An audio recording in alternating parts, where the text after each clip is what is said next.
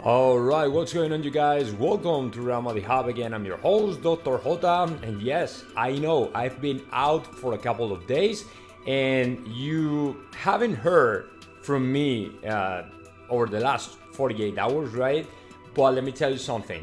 I've been working and very hard because I have had to Jose Felix Diaz and Edu Cornago these last 2 days, and they've been bringing a bunch of very good information regarding to different players. As you know, right now Real Madrid is working so hard to be able to sign Endrick, and actually they have a person in Brazil right now.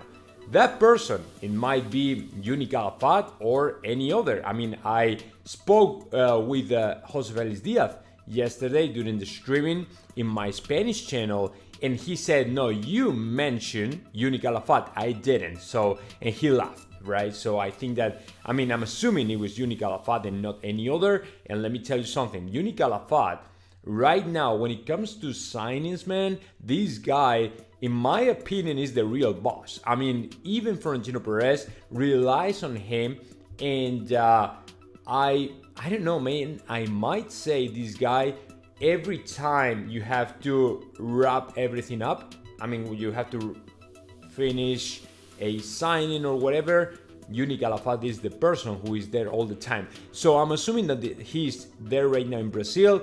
He told me, let me show you really quick my profile in Twitter, because I've just shared a couple of clips. I'm talking to Jose Felix Diaz, and for example, in this one, let me find it really quick. In this one, okay. Con los profesionales, o sea que yo creo que es un...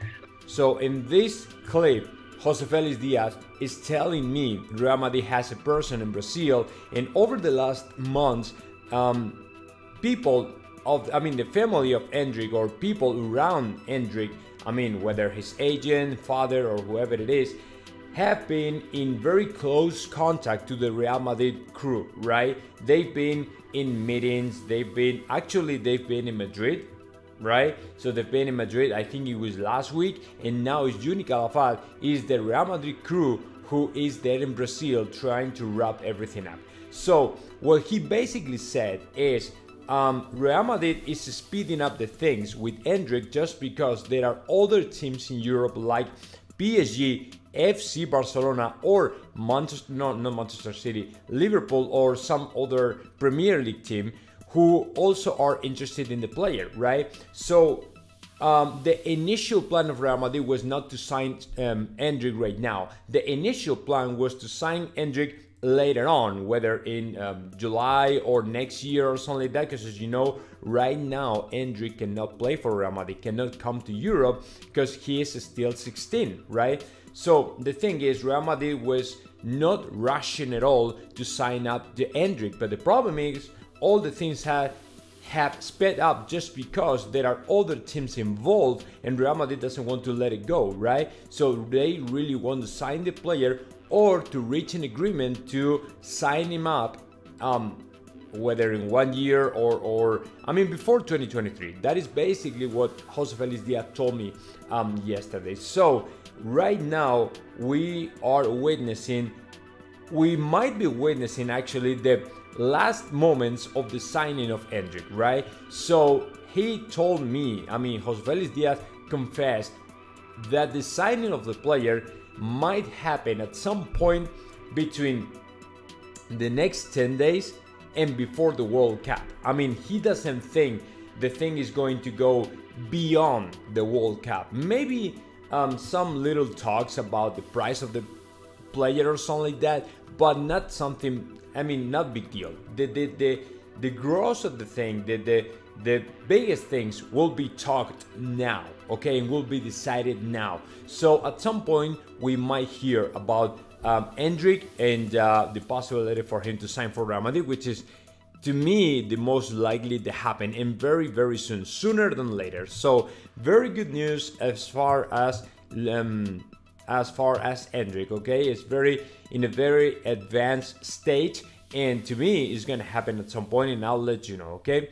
So that is as far as Endrick, because it's the most important that we have to hear right now. And the other thing is, the European Super League is still alive. I mean, the European Super League is something that we will have to talk about over the next months. As you know, by the end of December, we will hear about the Supreme Justice Court in Europe sentencing or saying something about whether UEFA is a monopoly or not, right? So that would allow to the European Super League to go ahead and create their own championship tournament or whatever you want to call it, right? If the Supreme Court considers to UEFA a kind of monopoly, then the European Super League will have a clear road to go ahead and create their own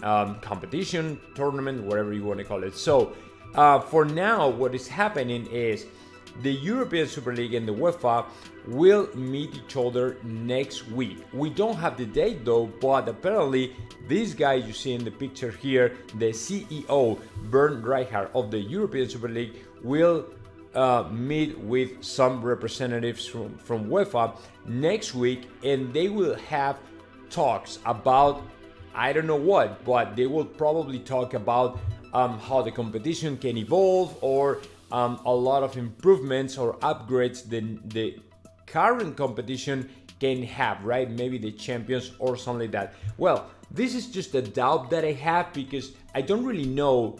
I mean, if you really want to create a new championship tournament or whatever, I don't know if he will be there on behalf of other teams that just really wanted to create something new from scratch, or just they want to make some improvements, changes, or upgrades or whatever. I don't really know. I mean, I said the other thing, but I'm not quite sure about it. But let me tell you something. The European Super League is alive, and at some point it is. I mean, it'll happen. I'm pretty sure of that. I asked to Jose Felix Diaz about that, and he told me there is a lot of optimism regarding to the European Super League and the final sentence from the Supreme Justice Court in Europe. So I'm very happy for it, because if we are able to create a new competition, more interesting, more attractive than the current Champions League, man, that would be awesome. I don't know if we will be able to do that,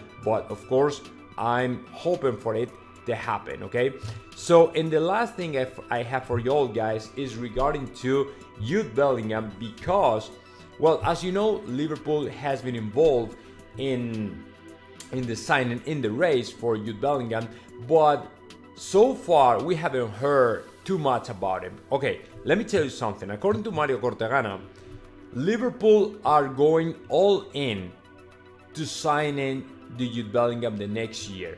The only good news for Real Madrid here is the player really wants to play for Real Madrid. So aside of that, Liverpool has the money. Real Madrid is not willing to lay on the table to sign the player. Why? Because Borussia Dortmund apparently wants to, at some point, about 150 million euros, right? And Florentino Perez is not okay with that. He's not okay with that and will not pay such a crazy money, because 150 million is the price you should pay for a player like Kylian Mbappe or even Erling Haaland, right? So 150 for Jude Bellingham is, to me, overpriced, and if I were Florentino Perez, I would never pay such a crazy money. I would never do that, okay? So Real Madrid will not go and do any crazy stuff with this guy. Real Madrid really likes Jude Bellingham. Real Madrid really wants to Jude Bellingham to come and play in Madrid, but Florentino Perez will be responsible as usual, and he won't do any kind of stupid thing like spending 150 million in this guy. However, Liverpool will, and is willing to put all that money on the table. I mean, they're not saying Liverpool will put that 150, but at some point, I believe, with all the money these guys have, man, I'm pretty sure they will.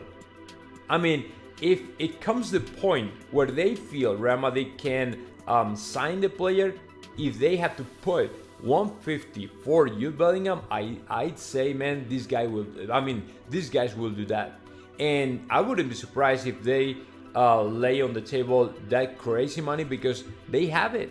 I mean, they have it, and you cannot, and there's nothing you can do about it, other than to sit down and look how it happens, right? And it's not great, but it is what it is.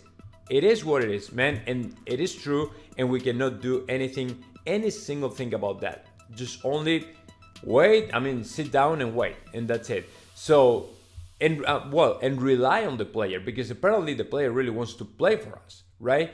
So if he wants to play for Real Madrid, man, it's awesome, right? Because we have the half of the way done, but you never know. So like Jose Felix Diaz said yesterday, man, there are multiple factors out there that can screw you when it comes to signings and players and stuff like that. So we have to be extremely careful, pray, right, and that's it. So that is as far as Bellingham, the European Super League, and of course Endrick. Okay, that is the most important name for the next days. So guys, I hope you liked the video, and of course thumbs up if you like it, and subscribe my channel. See you in the next one.